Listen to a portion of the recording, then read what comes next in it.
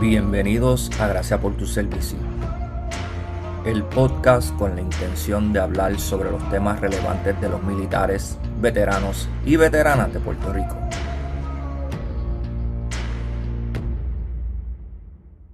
En el episodio de hoy estaremos hablando con el procurador del veterano, Agustín Montañez.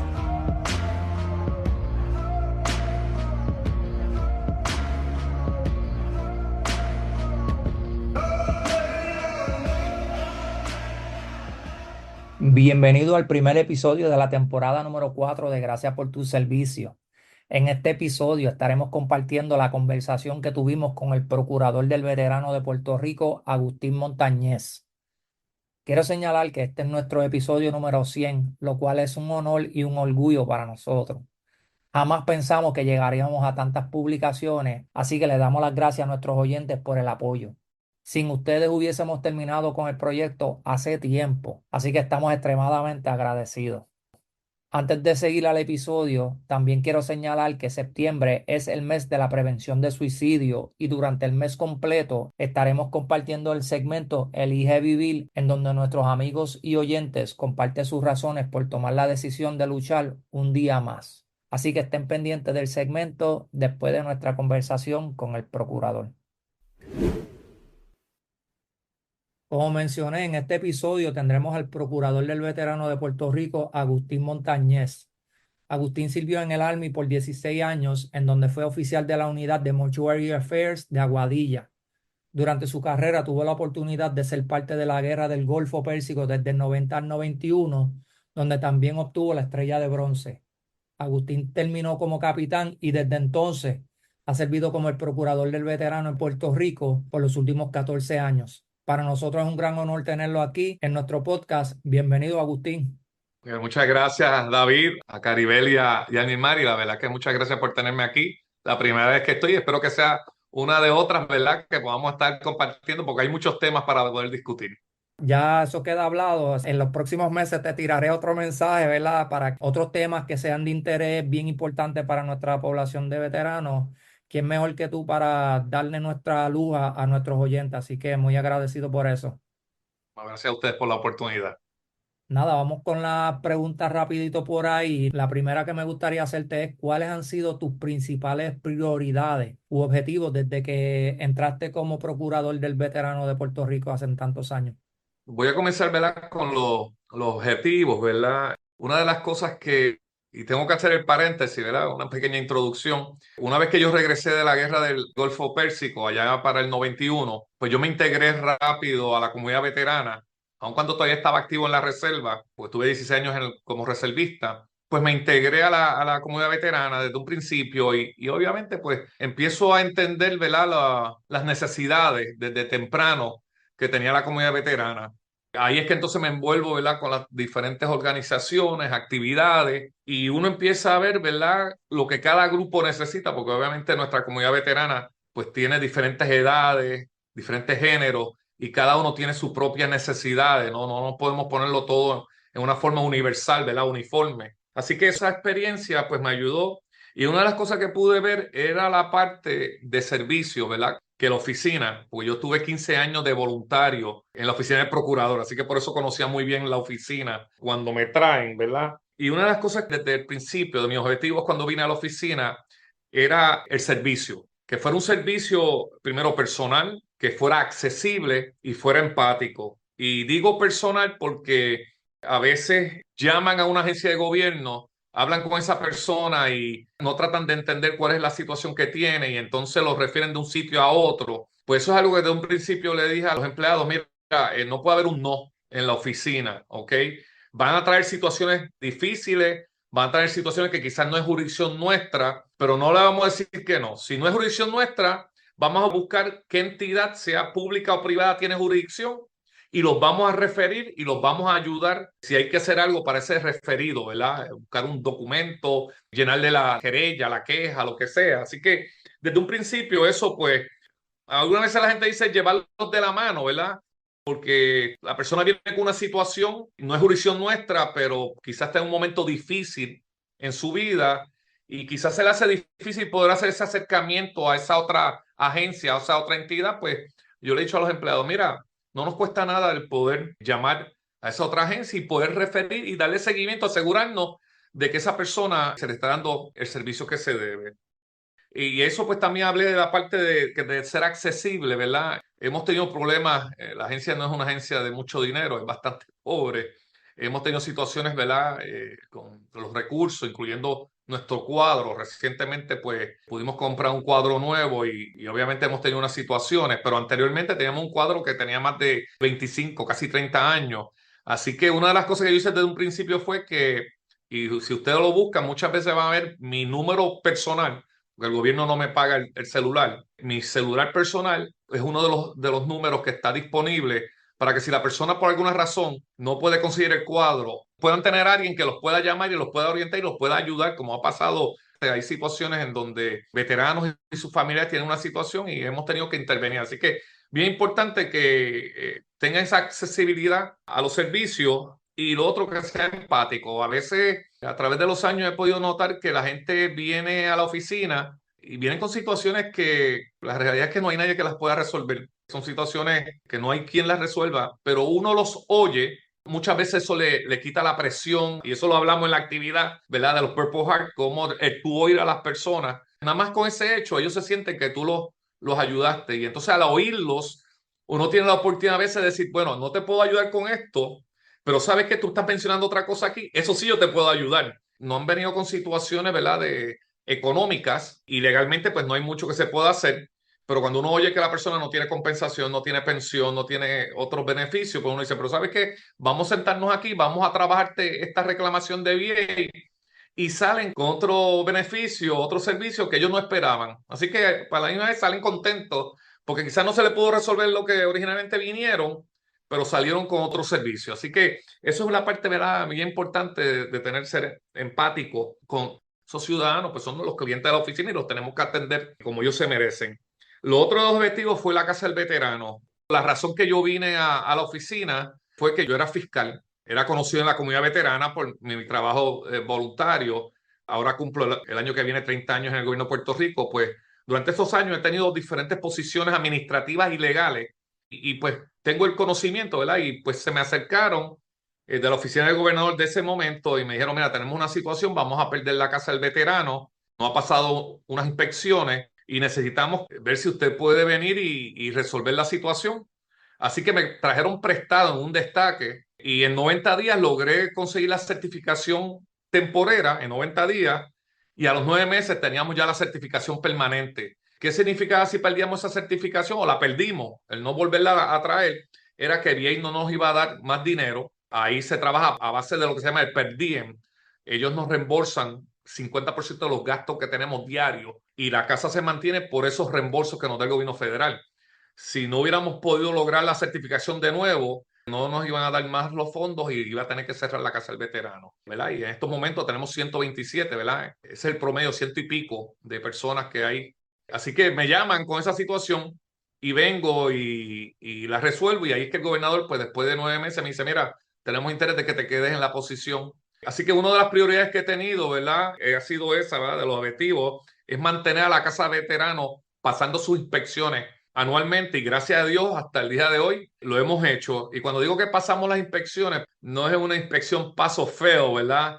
Sino que mayormente ellos lo que están buscando es que no haya señalamientos de lo que ellos llaman jeopardy, de peligro, que eso fue lo que pasó hace 14 años atrás, que habían varios señalamientos de ese tipo y no se estaba tomando las acciones necesarias para resolverlas. Así que ahí fue que entramos y pudimos resolver todas esas situaciones. Gracias a Dios, hasta el día de hoy, por la Casa del Veterano, desde que yo estoy, no ha tenido ni un solo señalamiento de peligro o de jeopardy. Y eso, pues, obviamente hace que pasemos nuestras inspecciones y estemos trabajando correctamente. Así que una parte muy importante para mí, ¿verdad?, es mantener la Casa del Veterano corriendo. Y lo otro es el programa de, uno de los objetivos que he tenido es de extender, aún con los limitados de mis recursos, extender, ¿verdad?, los programas de orientación y servicio no solamente a la comunidad veterana tradicional, pero a otros grupos que en el pasado pues no se le daba mucha importancia y ahorita hablamos de eso, ¿verdad? Tú hablaste de que todavía tú estás en la Reserva y en la Guardia Nacional y obviamente en los últimos 25 años pues tenemos muchos veteranos que todavía están dentro de los componentes, ¿verdad?, de la Reserva, así que Pues primero, el primer grupo que entendía que teníamos que impactar, que muchas veces nos olvidamos de ellos, eran los familiares cercanos, los hijos, las madres, cónyuges, ¿verdad? Los viudas, los viudos. Entendía que era bien importante que nosotros impactáramos. Así que eso abrió las puertas para que la oficina constantemente esté dando, ¿verdad?, charlas y orientaciones a diferentes grupos donde estén esos familiares, ¿verdad? Adicional, como te mencioné, pues los militares era un grupo que por lo tradicionalmente la oficina no impactaba. Yo tan pronto cuando llegué, empecé a visitar las unidades de todos los componentes de reserva, incluyendo la Guardia Nacional Aérea, la del Army, la reserva. He ido a actividades de la reserva del Coast Guard, del Navy, Army, Air Force, los Marines, e inclusive he ido a actividades de lo que se llama la Guardia Estatal de Puerto Rico, que son milicianos voluntarios que están bajo la Guardia Nacional.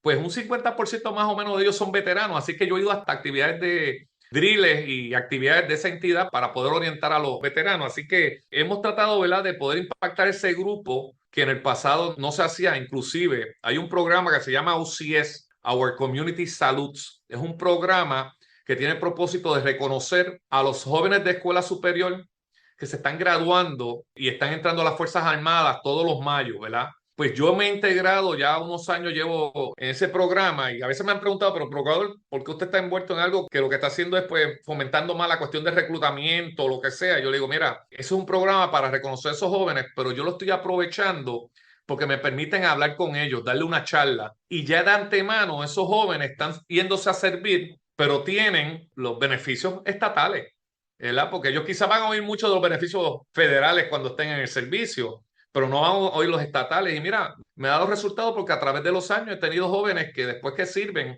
3 o 4 años después, me llaman o llaman a la oficina y dicen, yo me acuerdo que usted me dio una orientación en la actividad de OCS, pues estoy llamando para ver si eso todavía existe o si me puede dar más detalles. Así que es una forma de uno poder impactar ese grupo de jóvenes que ya al final del día muchos van a ser veteranos, ¿verdad? Si terminan su servicio militar, pues van a ser veteranos. Así que hemos tratado de, y todos los Yellow Ribbon, tú sabes que también existe el programa de Yellow Ribbon, que son los programas de reintegración, ¿verdad? De esos militares que están regresando de una activación, sea de la Reserva o la Guardia Nacional, pues mira, nosotros vamos a todos. Y yo oriento, le doy orientación a todos. Así que a través de los Yellow Ribbon, pues nosotros impactamos cientos y cientos de personas, ¿verdad? Y levantamos reclamaciones de veteranos durante esas actividades. Otro grupo que nosotros impactamos que no se hacía, y eso te tengo que decir que pues, me da orgullo de que hemos podido hacer eso, son los exmilitares. Y cuando estoy hablando de los exmilitares, es una definición que inclusive nosotros empujamos una enmienda a la ley 100, que es la ley de sobrediscrimen,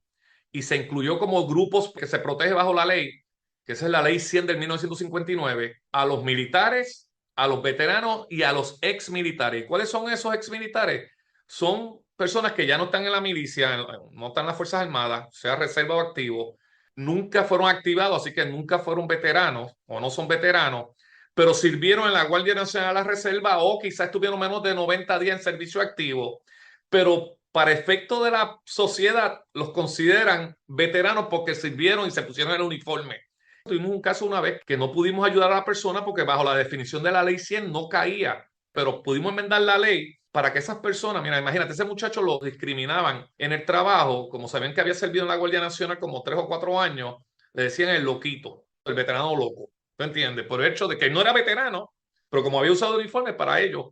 Así que nosotros se enmendó esa ley para incluir a los exmilitares y se puso esa definición, pues eso lo hemos utilizado para otras cosas y nosotros estamos haciendo mucho outreach, mucha extensión de servicio a ese grupo de exmilitares y mira, hemos logrado en muchos casos traerlos, ¿verdad? Y convertirlos. No pueden ser veteranos, pues no cumplen con el requisito de servicio activo, pero sí los podemos traer como veteranos incapacitados, ¿verdad? Disabled, porque sí tienen condiciones que son causadas por el servicio militar. Y eso nos pasa mucho con las generaciones anteriores a la guerra del Golfo Pérsico, ¿verdad? Veteranos del tiempo de los años 80, 70, 50, eran infanteros, porque antes había muchas unidades de infantería, de tanques, de artillería aquí en Puerto Rico, desarrollaron problemas de audición, incluyendo tinnitus. Como no eran veteranos, nadie los atendía, pues nosotros no, nosotros empezamos ese proceso y hemos educado a las otras organizaciones de veteranos.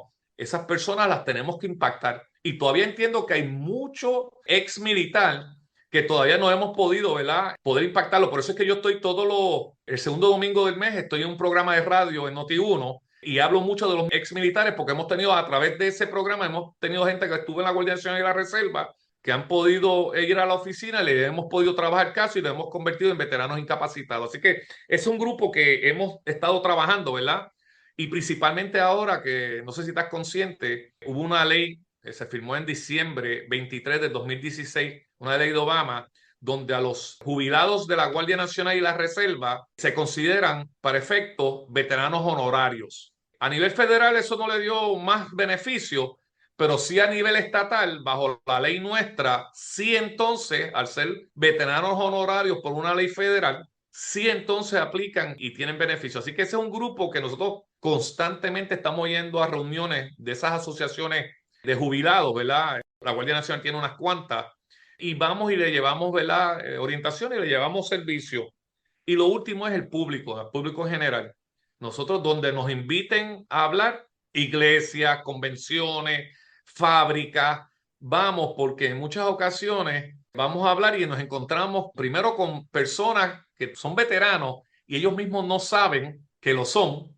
Y yo siempre uso el ejemplo de un caballero que conocimos, inclusive trabajó conmigo en una agencia y yo sabía que él estaba en el Coast Guard Reserve, en la reserva del Coast Guard, y que estuvo 1 o 2 años activo y me lo encuentro años después en una actividad, no me acuerdo si era de una iglesia, no me acuerdo de dónde, pero una actividad, entonces le estoy hablando y le digo, mira, ¿cómo están tus beneficios? Y me dice, ¿beneficio de qué? Yo digo, de veterano, y me dice, yo no soy veterano. Y digo, pero tú no tuviste en servicio activo. Y me dice, sí. Yo digo, pues tú eres veterano. Y me dijo, ah, porque yo no tuve en guerra. Le dije, mira, eso ha cambiado. Ya esa definición de veterano, que tenía que ser un veterano de guerra, pues eso ya ha cambiado. Así que tú eres veterano y eso abrió las puertas a que él empezara entonces a recibir otro servicio. Otras situaciones que a veces te encuentras en esas actividades que no son quizás actividades militares o de veteranos, vamos y orientamos y encontramos familiares lejanos o amigos, vecinos, que de momento dicen, ah, yo conozco a este veterano y está en estas condiciones, estas situaciones, y ahí uno puede abrir las puertas para empezar a darle servicio a ese familiar, a ese amigo, a ese vecino. Así que nos ha ayudado mucho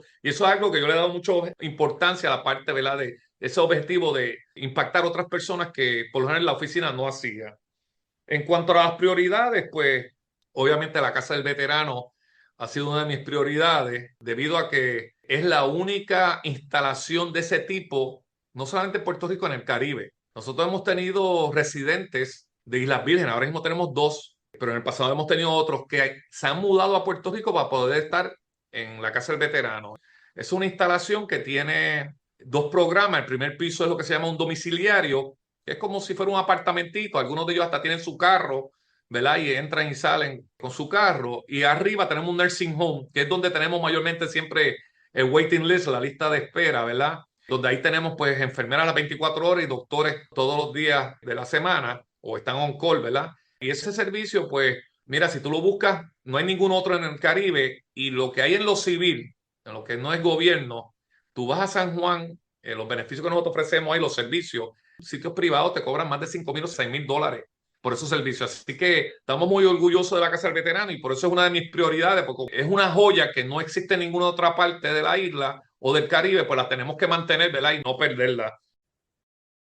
Sé que Bla habló y dio unos ejemplos ya anteriormente con la pregunta anterior. Para ser un poquito más específico, ¿puedes hablarnos sobre los desafíos específicos que enfrentan los veteranos en Puerto Rico a diferencia de otras áreas?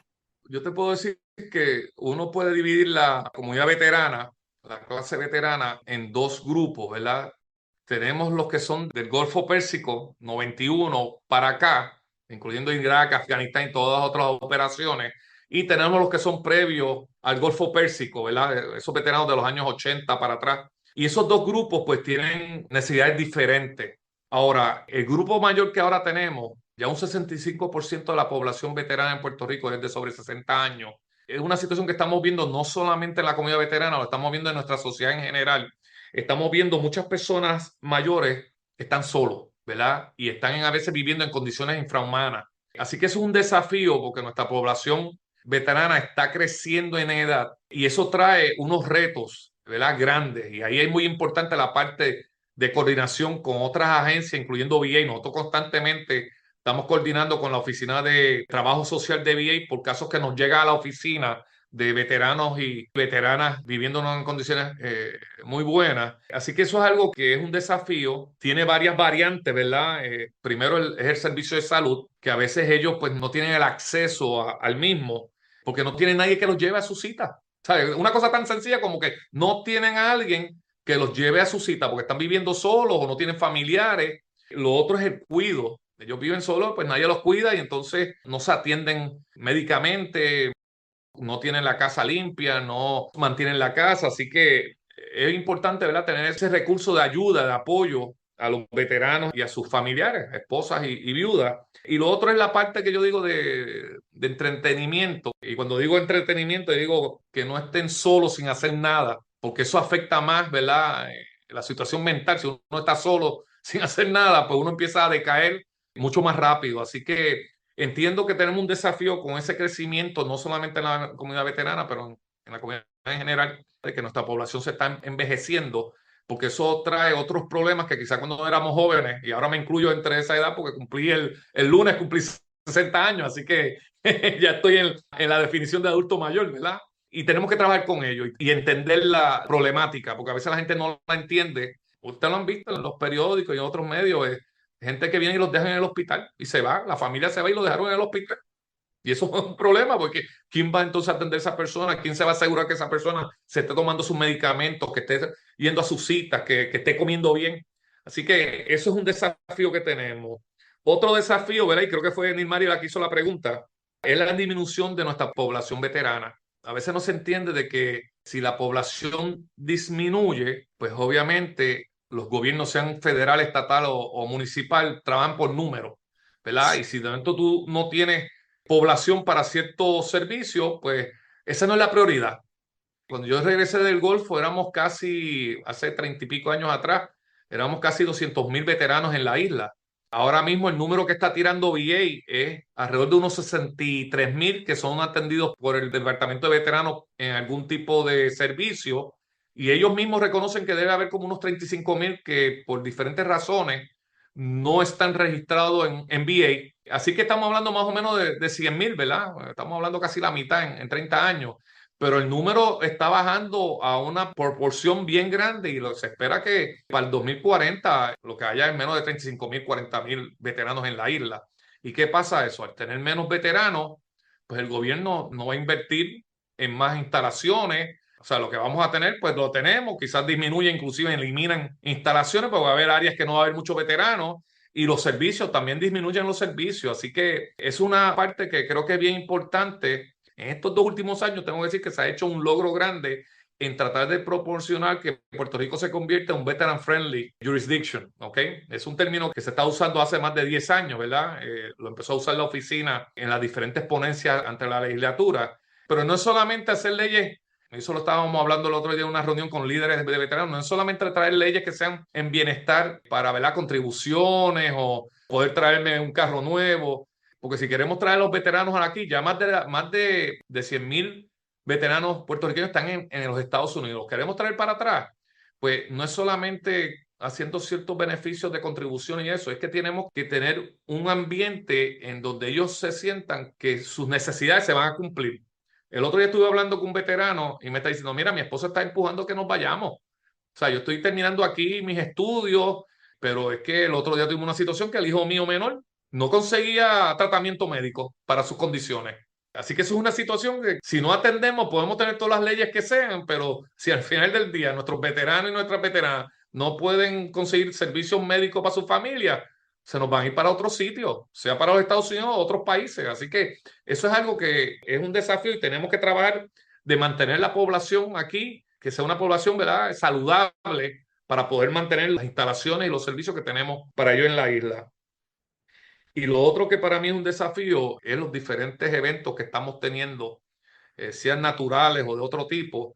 Obviamente, pues eso trae que la vida de todo el mundo cambie cuando viene uno de estos huracanes o hay un terremoto o una cosa tan seria como el COVID, ¿verdad? Así que eso es algo que entiendo que es bien importante, que también es un desafío, porque relajando digo, lo único que nos falta, porque hemos tenido casi de todo estos últimos 8 años, digo, lo único que falta es que vengan los marcianos y nos invadan, ¿verdad? Y con eso completamos todas las cosas que podrían pasar por ahí. Así que es un challenge, ¿verdad? Un reto y un desafío el poder continuar en este nivel con los diferentes desastres y cosas que ocurren. Pero entiendo que esas son mayormente las situaciones que tenemos que estar preparándonos para ello. Antes de ir a la próxima pregunta, porque va conectado con la próxima pregunta y lo ha hablado un poco, esa diferencia del veterano puertorriqueño y el veterano que puertorriqueño que se tiene que ir. ¿Cómo es ese desafío? ¿Cómo es esa diferencia entre el servicio al veterano puertorriqueño en Puerto Rico versus el servicio al veterano quizás entonces en los estados o en el mainland, como le llamamos? Y entonces, ¿cómo eso impacta desde su perspectiva y sus años de experiencia? Pues también el estatus de Puerto Rico como un territorio versus un estado, versus cualquier otro tipo de estatus para los beneficios o servicios que entonces los veteranos reciben en nuestra isla. Mira, yo le había mencionado a David, ¿verdad? Que ese es un tema que yo como procurador de veteranos, que se supone que le dé servicio a todo el mundo, no importa religión o ideologías políticas, ¿verdad? Pues a veces he tratado de navegar para no caer en ese campo de mina, ¿verdad? Pero sí, a veces hay que hablar de ello porque sí, esa es la realidad, afecta en cierta forma la situación para nosotros. Yo creo que la realidad, ¿verdad? Sí hay unos ejemplos de que por ser un territorio, pues no tenemos los mismos beneficios que tiene la gente, como tú mencionaste, en el continente, ¿verdad? En el mainland. Tuvieras el seguro social, pues está, ¿verdad? El suplementario, en los militares, pues la diferencia con lo del TRICARE. La realidad te tengo que decir que si uno va a mirar en cuanto a los beneficios que recibimos aquí en la isla de veteranos federales, yo entiendo que lo estamos recibiendo, la gente está solicitando sus beneficios. Hay los servicios médicos, ¿sabes? Como ustedes saben, el Departamento de Veteranos se compone de 3 administraciones: cementerio, beneficios, hospitales más el Vet Center, ¿verdad? Pues mira, hay estados que no tienen y territorios que no tienen la representación de las 4 entidades. Aquí en Puerto Rico la tenemos. Así que yo creo que sería injusto las veces que he tenido a salir y darle el cantazo a VA y lo he hecho, ¿verdad? Pero a la misma vez no podemos llevar un mensaje de que, como a veces he oído personas en la radio y en los medios que dicen, el hospital de veteranos es un matadero, los cementerios no sirven, porque la realidad es que esa no es la realidad. Y en nosotros llevar ese mensaje lo que hace es que evita que los veteranos vayan, y entonces si no van, y muchas veces son los familiares que oyen eso y dicen, ay, mi viejito yo no lo voy a mandar para allá. Y entonces, ¿qué pasa? Si no van, no usan los servicios, no los reducen. Así que una parte, ¿verdad?, importante de, entiendo que en sí tenemos las instalaciones, tenemos los servicios, donde quizás la cuestión del estatus nos afecta, es que yo entiendo que podríamos tener más. ¿Cómo? Pues el problema es que cuando se reparte el bacalao, como decimos en la calle, se reparte el presupuesto del gobierno federal, pues nosotros no estamos en igual de condiciones con esos otros estados donde tienen, ¿verdad?, tantos servidores públicos electos que pueden influenciar el proceso. Para nosotros se nos hace más difícil, ¿ok? Así que yo entiendo que por esa parte sí, el tipo de estatus que tenemos, pues nos afecta a veces para el momento de poder requerir que nos asignen más fondos. Y les voy a dar un ejemplo. Para mí, el Hospital de Veteranos es el mejor hospital de Puerto Rico. Yo me he atendido en hospitales, ¿verdad?, privados y en el Hospital de Veteranos. Te voy a decir el equipo, las instalaciones superiores. El problema es que a veces veterano no tiene los profesionales de salud que debe tener, pero eso no es un problema solamente en veteranos, eso estamos teniéndolo en toda la isla.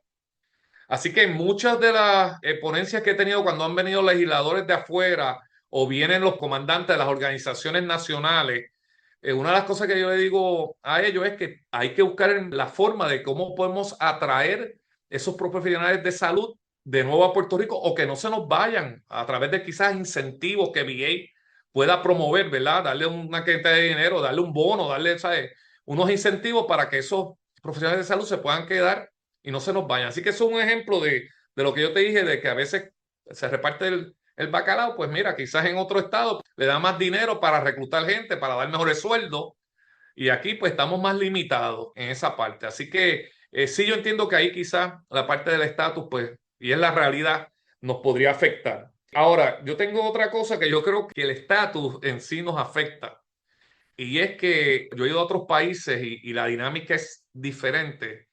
En Puerto Rico buscamos muchas veces, esta es mi opinión personal, ¿verdad? Muchas veces buscamos lo que nos divide.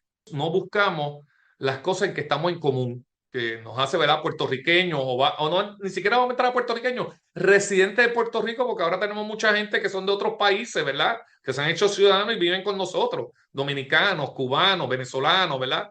Y son ahora parte de nuestra isla, de nuestra sociedad. Y como que siempre estamos buscando qué nos hace diferente. Y obviamente la parte esta del estatus es algo que aquí en Puerto Rico, como yo digo, la política aquí es el deporte número uno. Se envuelve en todo, ¿sabes? No hay nada que no toque la política. Y entonces eso nos divide. Y yo creo que eso nos ha afectado grandemente de que Puerto Rico pueda progresar por esa división, ¿sabes? Yo tengo mis ideales políticos, todo el mundo sabe cuáles son mis ideales políticos, todo el mundo sabe, ¿verdad? Tengo mis creencias religiosas, pero al momento de dar el servicio, el momento de ayudar, pues yo no miro a la persona si es rojo o azul, si es cristiano, si es musulmán, el género, ¿sabes? Si es casado, soltero, ¿sabes? Eso no se mira, la persona necesita, ese ciudadano necesita un servicio y hay que dárselo. Así que yo creo que eso que tú, esa pregunta, ¿verdad? Yo entiendo que es una de las cosas que nos ha afectado a la isla en general y obviamente, porque muchas veces hablamos de la comunidad veterana, pero nosotros somos un reflejo de nuestra sociedad. Así que cosas que pasen en nuestra sociedad nos va a tocar a nosotros. Y yo entiendo que quizás, Caribel, ese sería el punto más fuerte en cuanto a cómo el estatus nos está afectando a nosotros como, ¿verdad?, residentes de esta bella isla. Quizá el seguimiento de las estadísticas de cuánto ha ido bajando y menguando, y que eso también afecta. Tienen proyectado desde la oficina de procurador de veteranos seguir afinando esos números, un tipo de encuesta. Hay veces que no todo el mundo se identifica como veterano, así que quizás cambiar, es decir, ha servido en la milicia y por ahí pues uno empieza la conversación. Que sé que hay mucho movimiento hacia eso en los diferentes territorios porque los hay en la calle y es cómo identificarlos y lo que usted muy bien dice, la clave está en lograr identificarlos, traerlos al servicio que se pueda para poder tener entonces la significancia de la magnitud de cuánta población tenemos en el 2024 entonces en Puerto Rico. Pues mira, te felicito, el comentario es muy bueno y sí, eso es importante. Cuando yo llegué a la oficina, como les mencioné, llevaba años de voluntario y una de las cosas que yo estaba claro era que no teníamos los números. El gobierno de Puerto Rico no tiene los números que debería tener en todo, ¿verdad?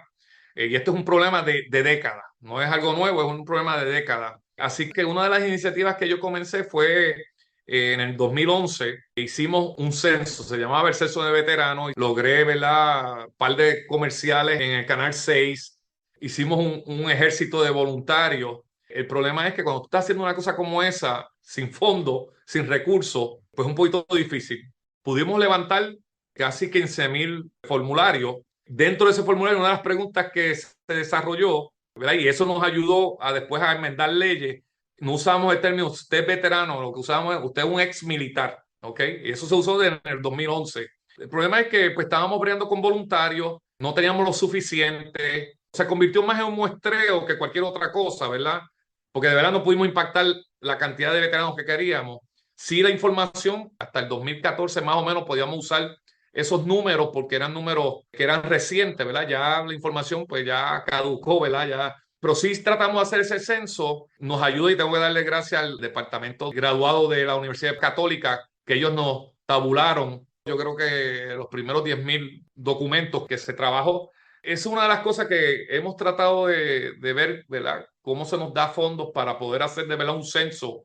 Antes lo preguntaban, ahora lo hacen por medio de preguntas, no directamente del censo, pero era el censo de los Estados Unidos. Antes tenía una pregunta que decía, ¿usted es veterano o veterana? Pero volvemos a lo mismo y tú le diste ahí al clavo, ¿verdad? De que hay que preguntar no si usted es veterano o no, si es que usted es un ex militar.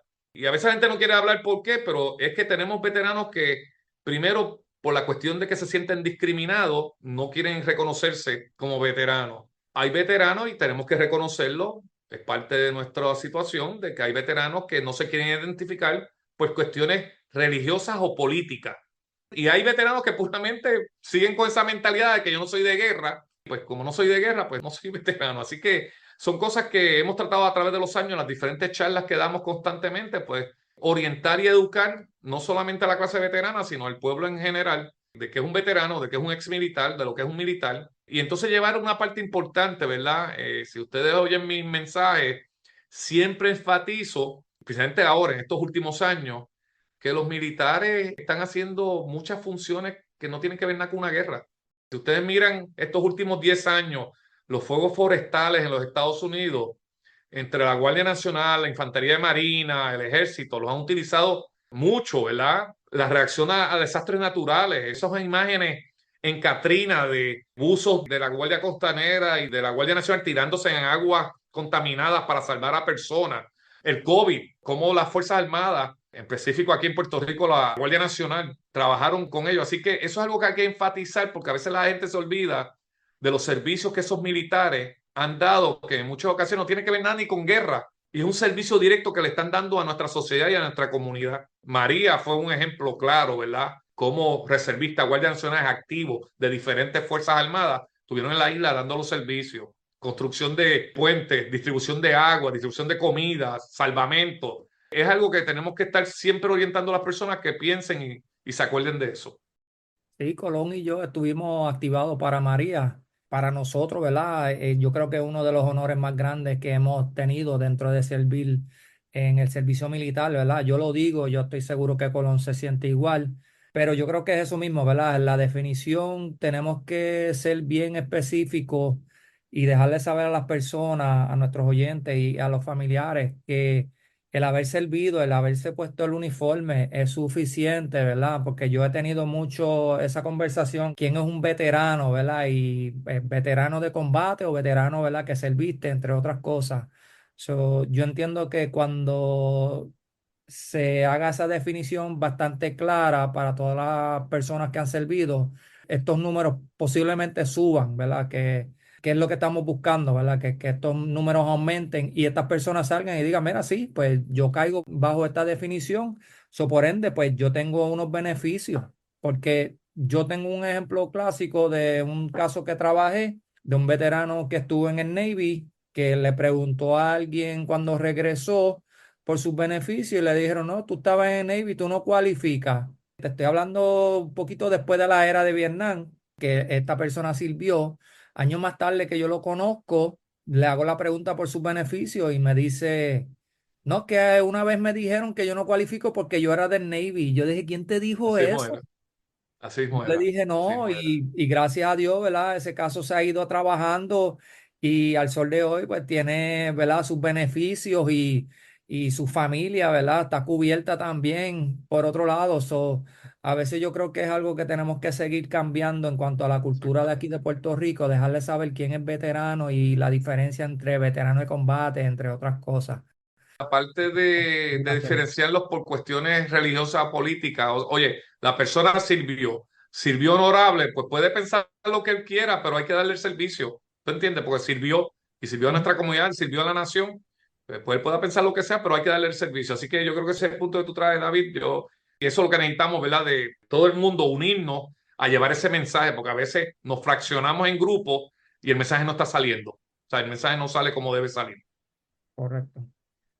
Durante la actividad de Corazones Púrpura hiciste mención sobre la brecha que existe entre los veteranos de Vietnam con los veteranos del Golfo Pérsico y otros conflictos que le siguieron. ¿Cómo crees que organizaciones como la Legión Americana, DAV o el VFW pueden ir evolucionando para que esos servicios sigan vigentes aquí en la isla? Yo, David, te tengo que decir que yo creo mucho en las organizaciones de veteranos. Yo creo que tú vas a tener una clase o una comunidad veterana saludable si las organizaciones veteranas, veteranos están activas y están saludables. Creo que fue Einstein que dijo que si tú no estudias la historia vas a cometer los mismos errores. Si uno ve lo que le pasó a los veteranos de la Segunda Guerra Mundial, las promesas que le hicieron, eso causó unos motines en donde algunos veteranos hasta murieron en esos motines, ¿verdad?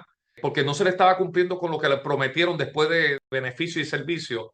Obviamente las organizaciones de veteranos tomaron carta del asunto y después de la Segunda Guerra Mundial tú ves toda esta legislación, incluyendo el GI Bill, fue gracias a las organizaciones de veteranos.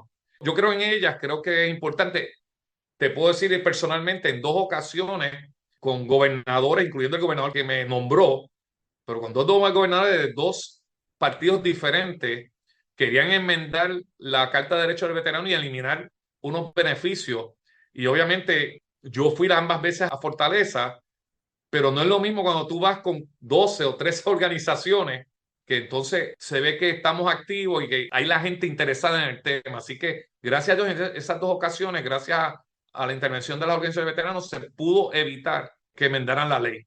Trayendo eso en la pregunta que tú me dijiste, pues yo creo que es muy importante que las organizaciones de veteranos existan. Ahora tenemos una situación y esa brecha, ahí tú traiste lo de la brecha. Si uno ve los veteranos de la Primera Guerra Mundial, porque obviamente cuando yo regresé en el Golfo quedaban veteranos de la Primera Guerra Mundial, compartí con algunos de ellos, Primera, Segunda, Corea, inclusive los de Vietnam, por la razón de la tecnología, pues había muchas cosas en común, ¿ok? Con esto de la tecnología, la computadora, los celulares inteligentes y todo lo otro que hay, los medios sociales, pues uno nota que la brecha entre esa generación con la reciente se ha abierto, ¿verdad? Y el problema es que las organizaciones, no todas han sabido cómo cerrar esa brecha y no están atrayendo a los veteranos y a las veteranas jóvenes, especialmente las veteranas, que ahora, ¿verdad?, están creciendo ese sector de nuestra población. Y yo creo que eso es una de las partes importantes si queremos continuar dando los servicios y protegiendo la comunidad veterana, de que muchos de los líderes de nuestra organización de veteranos tienen que abrir las puertas a nuevas ideas, nuevas formas de hacer las cosas, sin quizá perder la esencia de la organización, pero oye, tú tienes la Coca-Cola, pero ha continuado a un producto. ¿Por qué? Porque obviamente ellos han sabido adaptarse a esa generación. Pues es lo mismo con las organizaciones cívicas o de veteranos. Así que yo creo que eso es importante que podamos aquí en Puerto Rico, lo estuvimos hablando David al principio antes de empezar la entrevista, el podcast, de poder integrar a esa nueva generación. Muchos de nuestros veteranos jóvenes lo que están buscando es, ¿verdad?, beneficios de educación, servicios y beneficios para sus familias, mientras los que ya estamos, ¿verdad?, adultos mayores, lo que se está buscando es más en la área de salud, cuido. Así que esas son cosas que tenemos que unirnos, ver lo que necesita cada uno y empujar como grupo. Así que yo creo que eso, las organizaciones pueden continuar trabajando en ello, pero tienen que hacer esa modificación de unir la brecha que hay entre generaciones. Esa es por lo menos mi opinión sobre el tema. De igual manera, tenemos que ir buscando, ¿verdad? Ese common ground entre las organizaciones. Una de las cosas que, ¿verdad?, yo creo que ha hecho el compañero Audi Lavoy con Irreverent Warriors es eso, encontrar ese espacio en donde podemos tener veteranos del Golfo con veteranos de Vietnam y veteranos de Irak como yo, Afganistán, entre otros conflictos, ¿verdad? Y los que han servido y todavía están sirviendo para Así poder es. tener, ¿verdad?, ya sea la caminata o ir a compartir en otros eventos donde podemos tener conversaciones y darnos cuenta que básicamente, como dijiste, ¿verdad?, es lo mismo. Lo único que cambia es el uniforme y la rama y el tiempo, pero básicamente estamos hablando el mismo lenguaje El mismo y hemos lenguaje, exacto. tenido la experiencia casi igual que los demás.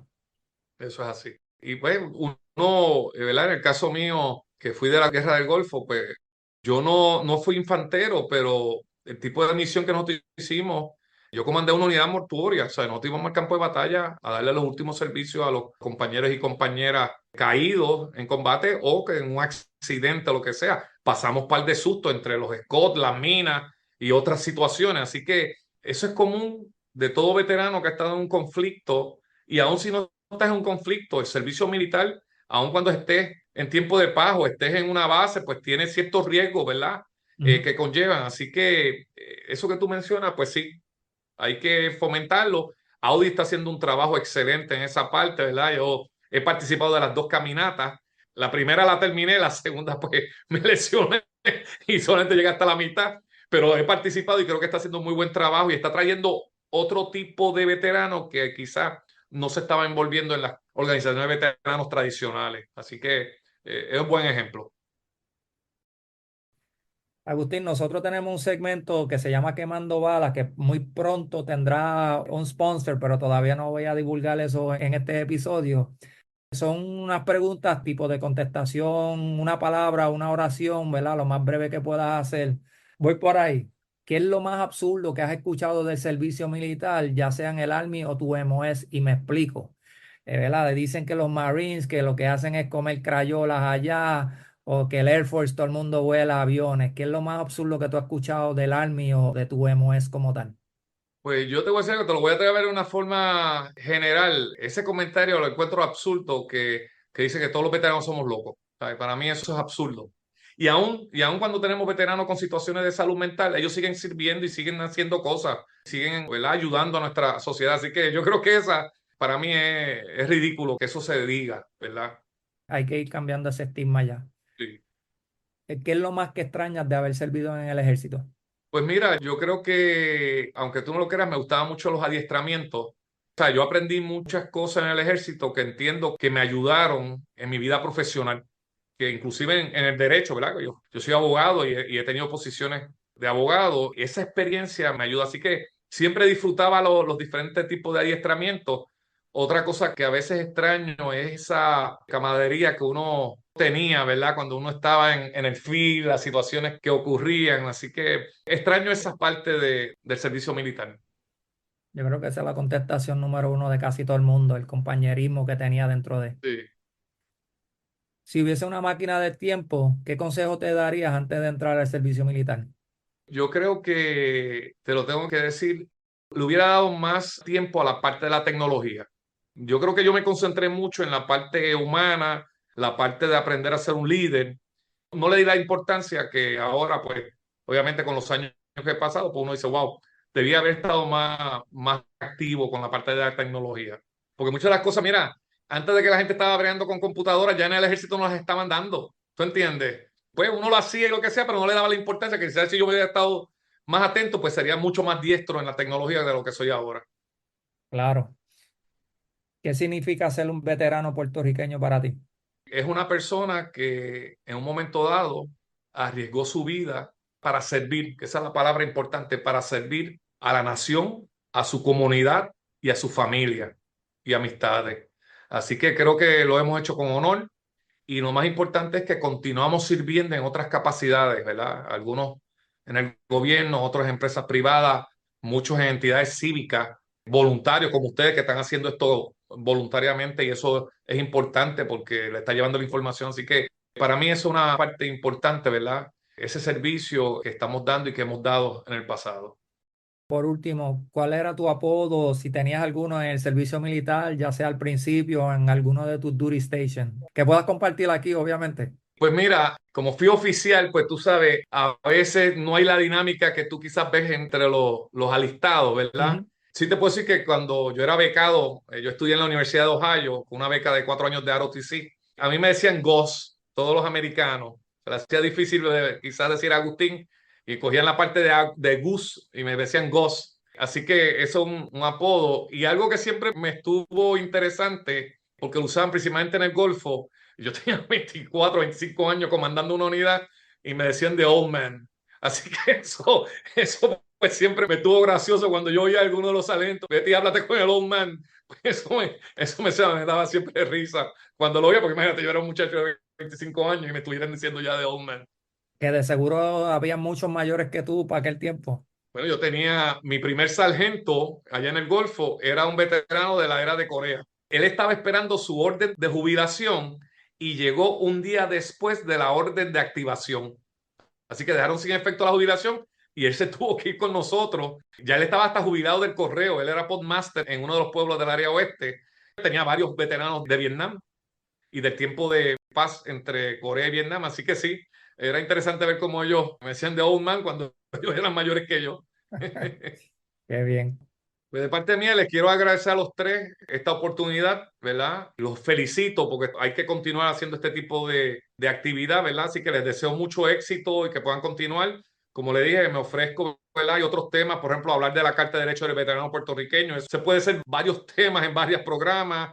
Está la Ley 218 del 2003, que es la ley de protección a los militares aquí en Puerto Rico en el área laboral. Y otras leyes que hay que muchas veces por desconocimiento pues los militares y los veteranos no saben que tienen derecho. Hablar quizás en más detalle de la Casa del Veterano, que es un tremendo programa que no hay en ningún otro sitio. Hablar del cementerio de Aguadilla, porque muchas veces la gente no entiende la dinámica. Me dicen, pero ese cementerio no es municipal. Y digo, no, no, no. Es que yo tengo un contrato con el municipio para correrme el cementerio, pero eso es una instalación Ujú. estatal y quien le responde a los federales por la instalación es la oficina mía. Así que hay varios temas que se pueden desarrollar para que la gente conozca. Por último, ¿dónde te puede conseguir las personas que necesitan algún tipo de orientación de parte de tu oficina? Primero, pueden llamar a la oficina 787 758-5760. Ese es el número de la oficina. Si por alguna razón está la recepcionista o cogiendo la llamada, lo que sea, o es fuera de horas de trabajo, me pueden llamar a mi celular personal 787-410-0984. Vuelvo a repetir, 787-410-0984. Yo les prometo, quizás en el momento no le puedo coger la llamada, ¿verdad? Porque estoy en una reunión, pero en algún momento antes de las 9 de la noche yo trato de contestar la llamada. Pueden enviarme un correo electrónico a montanes@opv.pr.gov. Vuelvo a repetir, a montanes@opv.pr.gov. Y las oficinas están localizadas, la oficina principal, pues tenemos 2 o 3 oficinas alrededor de la isla, pero la oficina principal está en el Mercantil Plaza, en la avenida Ponce de León, en Atorrey, en el piso 10. Así que también, ¿verdad? Si llaman y están en el área y yo estoy, pues pueden pasar y con mucho gusto nos sentamos y nos tomamos un café, ¿verdad? Porque siempre me gusta hablar con los veteranos y su familia, así que lo que podamos ya estamos a la orden. Gracias, Agustín. Nuevamente, para nosotros es un honor tenerte aquí. Gracias por tu servicio y por todo lo que haces por nuestra comunidad aquí en Puerto Rico y te deseamos también a ti mucho éxito en los próximos años y esperamos poder colaborar contigo de alguna manera, ya sea aquí en el podcast o de otra forma. Así que gracias por todo lo que haces.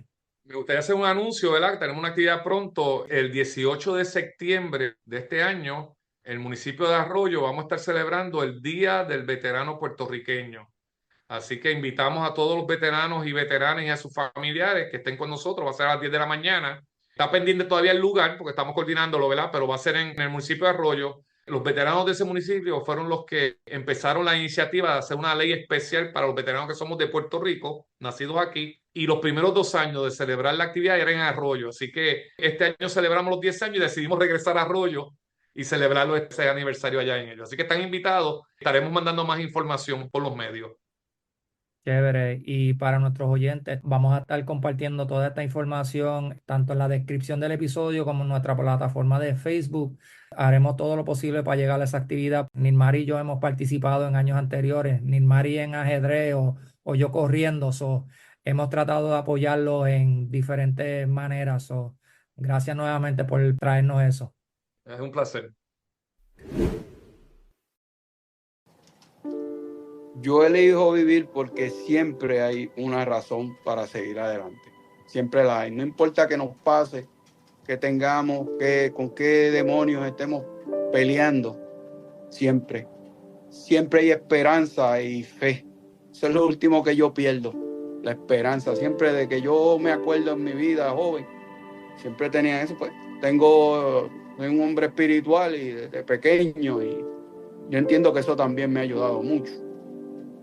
Y entiendo que todo veterano, todo ser humano, tenemos más que aportar. O sea, no llegamos a un punto donde aquí, claro, tenemos problemas, tenemos dolores que nos van a sacudir fuerte. Unos más, otros menos. No sé, cada cual el dolor y sus demonios son diferentes. Y cada cual los toma diferentes, pero no tenemos que tener en la mente que hay más que aportar a nuestros hijos, a nuestros amigos, a nuestra familia. Y por último, siempre esto lo he tenido en mente, tú miras para tu lado y no estamos solos. No estamos solos. Tenemos quienes se preocupan por nosotros y están dispuestos a ayudarnos. Pasa que estamos blind, estamos ciegos en ese momento de dolor y no estamos viendo que al lado de nosotros siempre hay alguien, un hijo, un hermano, un veterano que está contigo, que siempre se topó y siempre está ahí. Y eso es lo que hace a mí tener el deseo de seguir viviendo.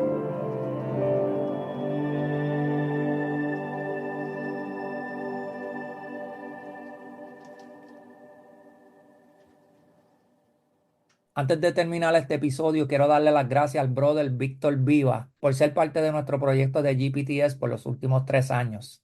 El proyecto fue iniciado después de una conversación con él y verdaderamente no hubiese salido sin su apoyo y su compromiso por ayudar a los demás. De mi parte y el resto del equipo de GPTS, le deseamos el mejor de los éxitos. Nuestro próximo episodio será dedicado a la prevención del suicidio, así que estén pendientes. Para apoyar nuestro proyecto, pueden ir a nuestra página de Facebook y darle like. También nos pueden seguir en Instagram y YouTube para contenido adicional. Y por último, solo falta decir, Gracias por tu servicio.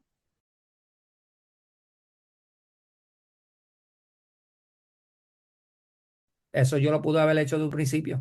Yo tuve break de nena. Te salió bien, te salió bien.